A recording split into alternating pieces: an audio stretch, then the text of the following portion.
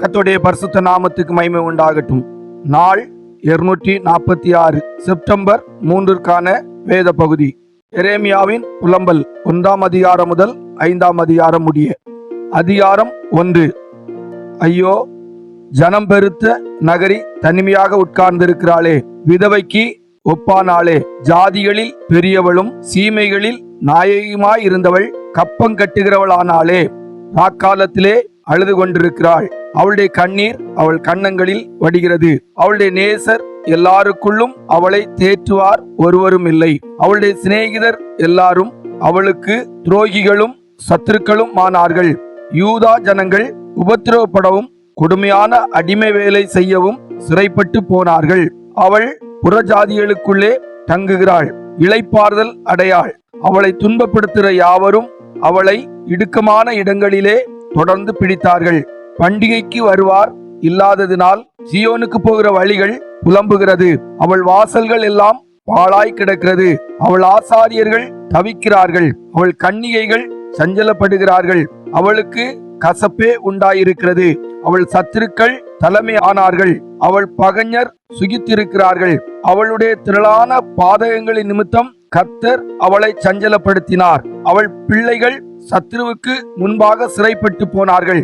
சீயோன் குமாரத்தின் அழகெல்லாம் அவளை விட்டு போயிற்று. அவள் பிரபுக்கள் மேய்ச்சலை காணாத மான்களுக்கு ஒப்பாகி தொடருகிறவனுக்கு முன்பாக சத்துவமில்லாமல் நடந்து போனார்கள். தனக்கு சிறுமையும் தவிப்பும் உண்டாகிய நாட்களிலே எருசலேம் பூர்வ நாட்கள் முதற்கொண்டு தனக்கு உண்டாயிருந்த இன்பமானவைகளையெல்லாம் நினைக்கிறாள். அவளுக்கு உதவி செய்வார் இல்லாமல் அவளுடைய ஜனங்கள் சத்ருவின் கையிலே விழுகையில் பகைஞர் அவளை பார்த்து அவளுடைய ஓய்வு நாட்களை குறித்து பரியாசம் பண்ணினார்கள். எருசலேம் மிகுதியாய் பாவம் செய்தாள், ஆதலால் தூரஸ்திரியை போலானாள். அவளை கனம் பண்ணினவர்கள் எல்லாரும் அவளை அசட்டை பண்ணுகிறார்கள். அவளுடைய மானத்தை கண்டார்கள். அவளும் பெருமூச்சு விட்டு பின்னிட்டு திரும்பினாள். அவளுடைய அசுசம் அவள் வஸ்திர ஓரங்களில் இருந்தது. தனக்கு வரப்போகிற முடிவை நினையாதிருந்தாள். ஆகையால் அதிசயமாய் தாழ்த்தப்பட்டு போனாள். தேற்றுவார் இல்லை. கர்த்தாவே, என் சிறுமையை பாரும். பகைஞன் பெருமை பாராட்டினானே. அவளுடைய இன்பமான எல்லாவற்றின் மேலும் சத்துரு தன் கையை நீட்டினான். உம்முடைய சபையிலே வரலாகாதென்று தேவரி விலக்கிய புறஜாதியார் உமது பரிசுத்த ஸ்தலத்துக்குள் பிரவேசித்ததை கண்டாள். அவளுடைய ஜனங்கள் எல்லாரும் அப்பம் தேடி தவிக்கிறார்கள். தங்கள் உயிரை காப்பாற்ற தங்களுடைய இன்பமானவைகளை ஆகாரத்துக்கென்று கொடுத்து விட்டார்கள். கர்த்தாவே, நோக்கி பாரும். எண்ணமற்றவளானேனே. வழியில் நடந்து போகிற சகல ஜனங்களே, இதை குறித்து உங்களுக்கு கவலை இல்லையா? கர்த்தர் தமது உக்கிரமான கோபம் மூண்ட நாளிலே என்னை சஞ்சலப்படுத்தினதினால் எனக்கு உண்டான என் துக்கத்துக்கு சரியான துக்கம் உண்டோ என்று என்னை நோக்கி பாருங்கள். உயரத்திலிருந்து என் எலும்புகளில் அக்கினியை அனுப்பினார். அது அவைகளில் பற்றி எரிகிறது. என் கால்களுக்கு வலையை வீசினார். என்னை பின்னிட்டு விழப்பண்ணினார். என்னை பாழாக்கினார். நித்தம் நான் பலட்சியப்பட்டு போகிறேன். என் பாதகங்களின் நுகம் அவருடைய கையால் பூட்டப்பட்டிருக்கிறது. அவைகள் பிணைக்கப்பட்டு என் கழுத்தை சுற்றி கொண்டது. என் பெலனை விழப்பண்ணினார். நான் எழுந்திருக்க கூடாதபடிக்கு ஆண்டவர் என்னை ஒடுக்குகிறவளின் கையில் ஒப்பு கொடுத்தார். என்னிலுள்ள பராக்கிரமசாலிகளாகிய என்னுடையவர்கள் எல்லாரையும் ஆண்டவர் மிதித்து போட்டார். என் வாலிபரை நொறுக்கும்படி எனக்கு விரோதமாய் ஒரு கூட்டத்தை வரவழைத்தார். திராட்சை பழத்தை ஆலையில் மிதிக்கிறது போல ஆண்டவர் யூதா குமாரத்தியாகிய கன்னிகையை மிதித்தார். இவைகளின் நிமித்தம் நான் அழுகிறேன். என் கண்ணே நீராய் சொரிகிறது. என் உயிரை காப்பாற்றி தேற்றுகிறவர் என்னை விட்டு தூரமானார். பகைஞர் மேற்கொண்டதினால் என் பிள்ளைகள் பாழாய் போனார்கள். சீயோன் தன் கைகளை விரிக்கிறாள். அவளை தேற்றுவார் ஒருவரும் இல்லை. கர்த்தர் யாக்கோபின் சுற்றுப்புறத்தாரை அவனுக்கு சத்துருக்களாக கட்டளையிட்டார். அவர்களுக்குள்ளே எருசலேம் தூர திரிக்கு ஒப்பானாள். கர்த்தர் நீதிபரர். அவருடைய வாக்குக்கு விரோதமாய் நான் எழும்பினேன். ஜனங்களே, நீங்கள் எல்லாரும் இதை கேட்டு என் துக்கத்தை பாருங்கள். என் கன்னிகைகளும் என் வாலிபரும் சிறைப்பட்டு போனார்கள். என்னை சிநேகித்தவர்களை கூப்பிட்டேன், அவர்களோ என்னை மோசம் போக்கினார்கள். என் ஆசாரியர்களும் என் மூப்பர்களும் தங்கள் உயிரை காப்பாற்ற தங்களுக்கு அப்பம் தேடுகையில் நகரத்தில் மூச்சொடுங்கி மாண்டார்கள். கர்த்தாவே பாரும், நான் நெருக்கப்படுகிறேன், என் குடல் கொதிக்கிறது. நான் கடும் துரோகம் பண்ணினபடியினால் என் இருதயம் வியாகுலப்படுகிறது. வெளியிலே பட்டயம் என்னை பிள்ளையற்றவளாக்கிற்று, வீட்டுக்குள்ளே மரணம் வந்திருக்கிறது. நான் தவிக்கிறதை அவர்கள் கேட்டாலும் என்னை தேற்றுவார் ஒருவரும் இல்லை. என் பகைஞர் எல்லாரும் எனக்கு அந்த ஆபத்தை கேட்டு தேவரீர் அதை செய்தபடியால் சந்தோஷமாய் இருக்கிறார்கள். நீர் கூறின நாளை வரப்பண்ணுவீர், அப்பொழுது அவர்களும் என்னை போல் ஆவார்கள். அவர்களுடைய பொல்லாப்பெல்லாம் உமது முகத்துக்கு முன்பாக வரக்கடவது. என் சகல பாதகங்களின் நிமித்தமும் நீர் எனக்கு செய்தது போல அவர்களுக்கும் செய்யும். என் பெருமூச்சிகள் மிகுதியாயின, என் இருதயம் பலட்சியமாயிருக்கிறது. அதிகாரம் 2. ஐயோ, ஆண்டவர் தமது கோபத்தில் சீயோன் குமாரத்தியை மந்தாரத்தினால் மூடினார். அவர் தமது கோபத்தின் நாளிலே தமது பாதபீடத்தை நினையாமல் இஸ்ரவேலின் மகிமையை வானத்திலிருந்து தரையிலே விழத்தள்ளினார். ஆண்டவர் தப்ப விடாமல் யாக்கோபின் வாசஸ்தலங்களை எல்லாம் விழுங்கினார். அவர் யூதா குமாரத்தின் அரண்களை எல்லாம் தமது சினத்திலே இடித்து தரையோடு தரையாக்கி போட்டார். ராஜ்யத்தையும் அதன் பிரபுக்களையும் பரிசுத்த குலைச்சலாக்கினார். அவர் தமது உக்கிர கோபத்திலே இஸ்ரவேலின் கொம்பு முழுவதையும் வெட்டி போட்டார். சத்துருவுக்கு முன்பாக அவர் தமது வலது கரத்தை பின்னாக திருப்பி சுற்றிலும் இருப்பதை பட்சிக்கிற அக்கினி ஜுவாலையை போல் யாக்கோபுக்கு விரோதமாக எரிந்தார். பகைஞனை போல் தம்முடைய வில்லை நாணேற்றினார். சத்ருவை போல் தம்முடைய வலது கரத்தை நீட்டி நின்று கண்ணுக்கு இன்பமானதையெல்லாம் அழித்து போட்டார். சீயோன் குமாரத்தின் கூடாரத்திலே தம்முடைய உக்கிரத்தை அக்கினியை போல் சொரிய பண்ணினார். ஆண்டவர் பகைஞன் போல் ஆனார். இஸ்ரவேலை விழுங்கினார், அதன் அரண்மனைகளை எல்லாம் விழுங்கினார். அதன் அரண்களை அழித்து யூதா குமாரத்திக்கு மிகுந்த துக்கிப்பையும் சலிப்பையும் உண்டாக்கினார். தோட்டத்தின் வேலியை போல இருந்த தம்முடைய வேலியை பலவந்தமாய் பிடுங்கி போட்டார். சபை கூடுகிற தம்முடைய ஸ்தலங்களை அழித்தார். கர்த்தர் சீயோனிலே பண்டிகையும் ஓய்வு நாளையும் மறக்க பண்ணி தமது உக்கிரமான கோபத்தில் ராஜாவையும் ஆசாரியனையும் புறக்கணித்து விட்டார். ஆண்டவர் தமது பலிபீடத்தை ஒழித்து விட்டார். தமது பரிசுத்த ஸ்தலத்தை வெறுத்து விட்டார். அதனுடைய அரண்மனைகளின் மதில்களை சத்ருவின் கையில் ஒப்பு கொடுத்தார். பண்டிகை நாளில் ஆரவாரம் பண்ணுகிறது போல் கர்த்தரின் ஆலயத்தில் ஆரவாரம் பண்ணினார்கள். கர்த்தர் சீயோன் குமாரத்தின் அலங்கத்தை நிர்மூலமாக்க நினைத்தார். நூலை போட்டார். அழிக்காதபடிக்கு தம்முடைய கையை அவர் முடக்கி கொண்டதில்லை. அரணிப்பையும் அலங்கத்தையும் புலம்ப செய்தார். அவைகள் முற்றிலும் பலனற்று கிடக்கிறது. அவள் வாசல்கள் தரையில் அமிழ்ந்து கிடக்கிறது. அவள் தாழ்பால்களை முறித்து உடைத்து போட்டார். அவள் ராஜாவும் அவள் பிரபுக்களும் புறஜாதியாருக்குள் இருக்கிறார்கள். வேதமும் இல்லை. அவள் தீர்க்கதரிசிகளுக்கு கர்த்தரால் தரிசனம் கிடைக்கிறதும் இல்லை.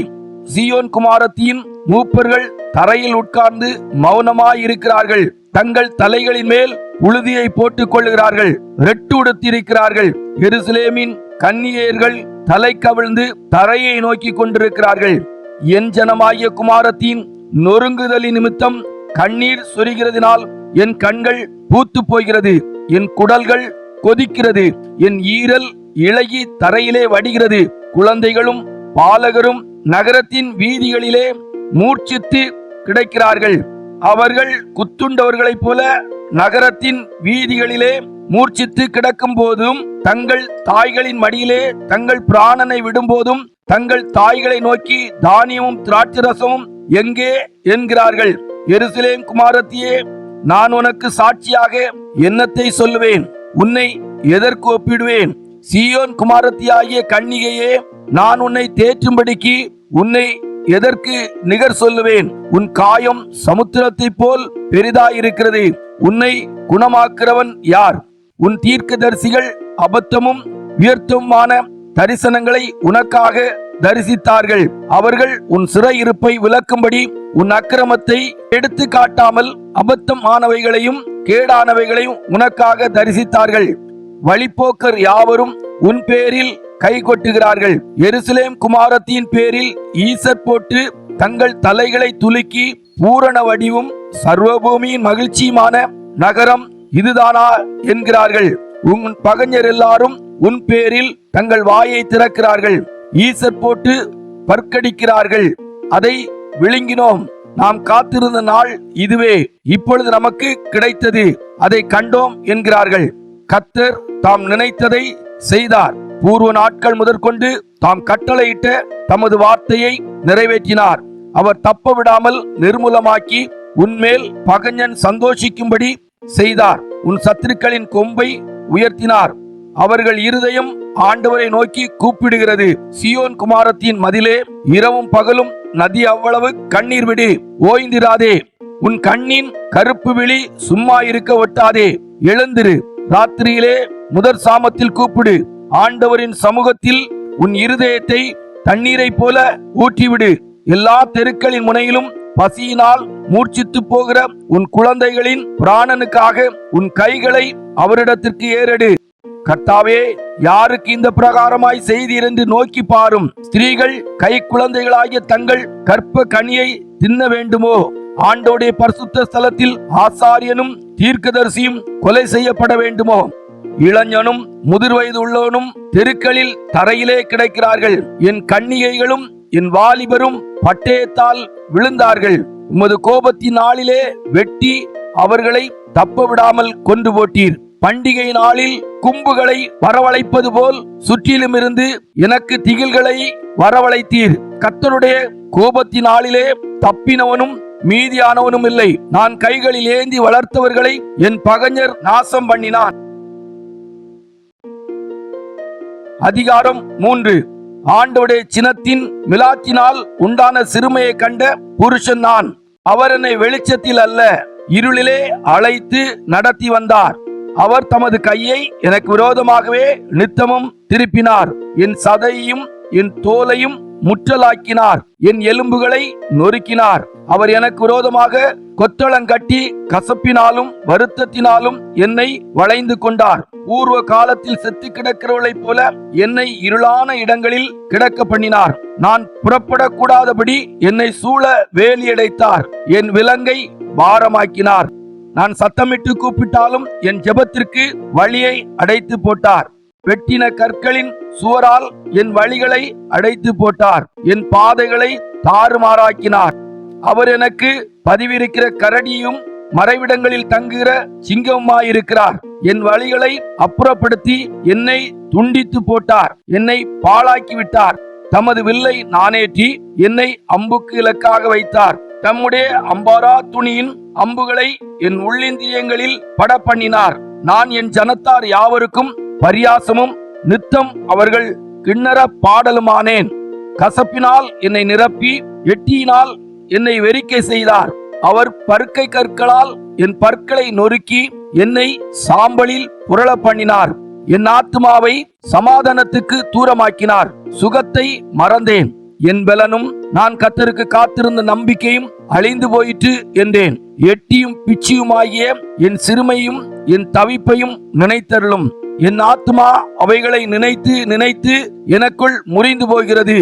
இதை என் மனதிலே வைத்து நம்பிக்கை கொண்டிருப்பேன். நாம் நிர்மூலமாகாதிருக்கிறது கர்த்தருடைய கிருபையே. அவருடைய இரக்கங்களுக்கு முடிவில்லை.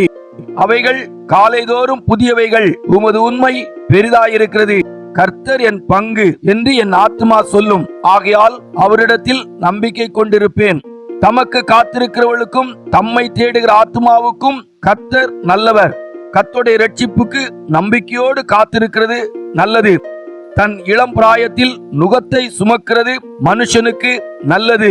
அவரே அதை தன்மேல் வைத்தார் என்று அவன் தனித்திருந்து மௌனமாயிருக்க கடவன்.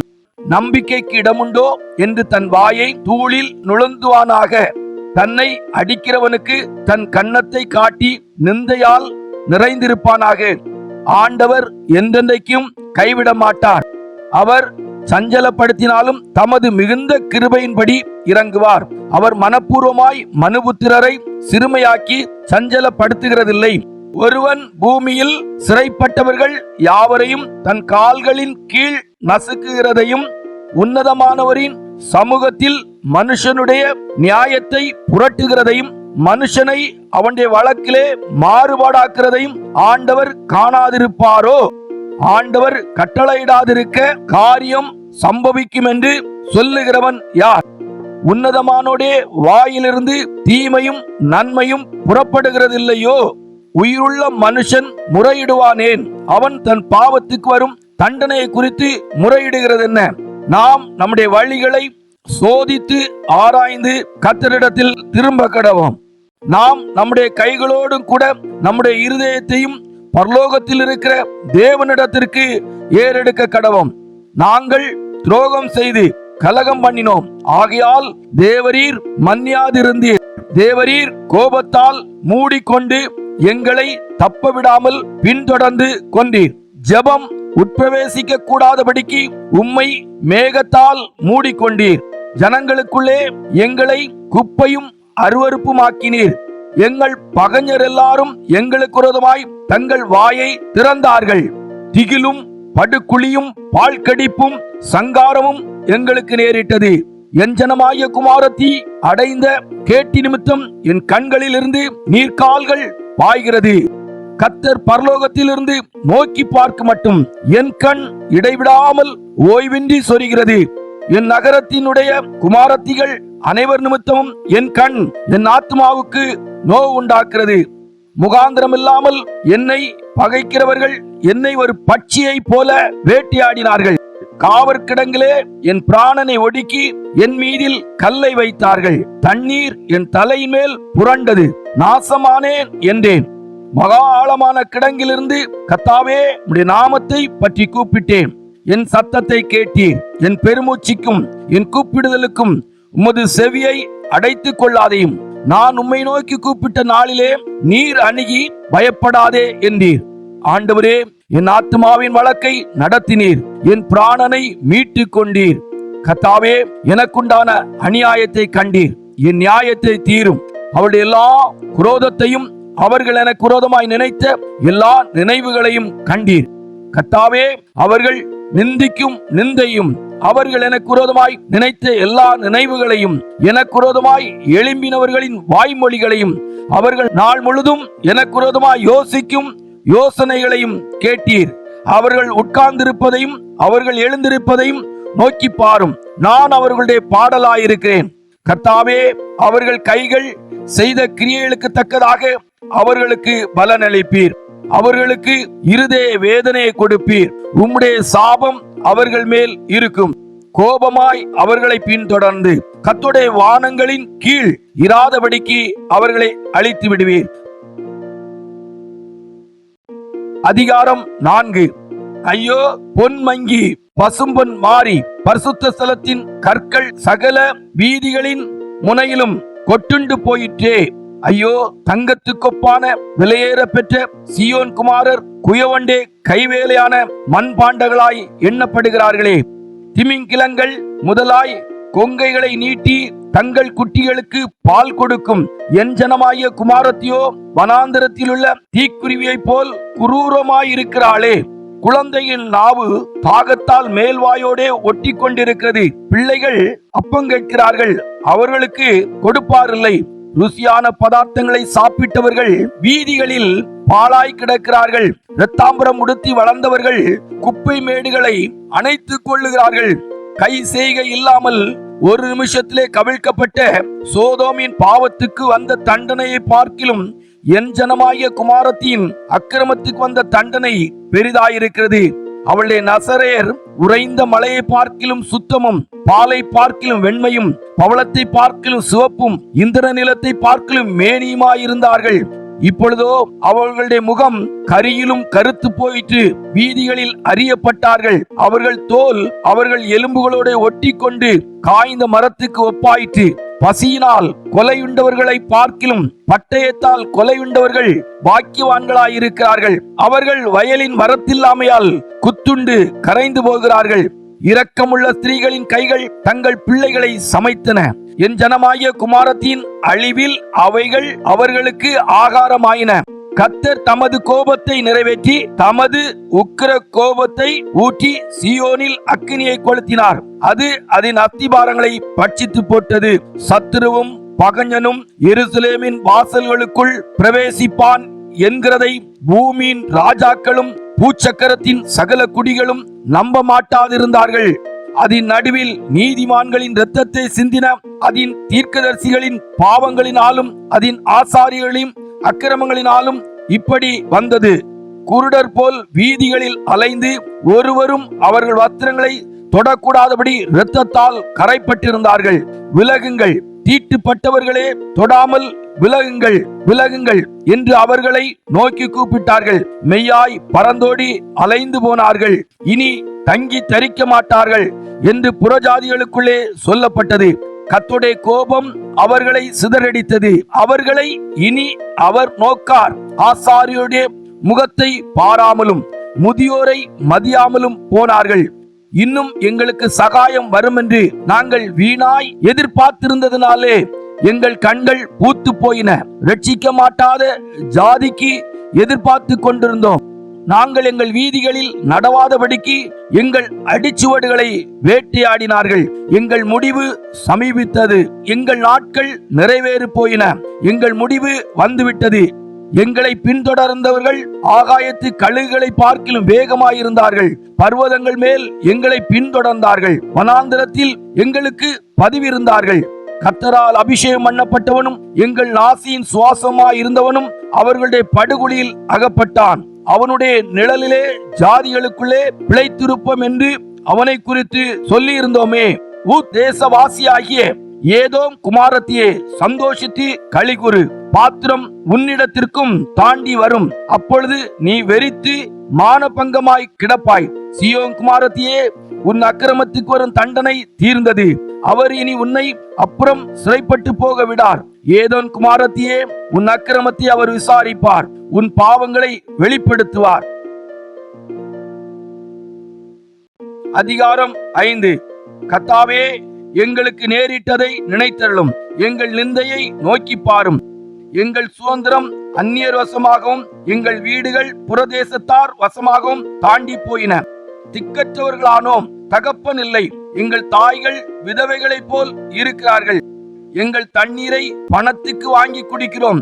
எங்கள் விறகு விலக்கிரயமாய் வருகிறது. பாரம் சுமந்து எங்கள் கழுத்து நோகிறது. நாங்கள் உழைக்கிறோம், எங்களுக்கு இளைப்பாறுதல் இல்லை.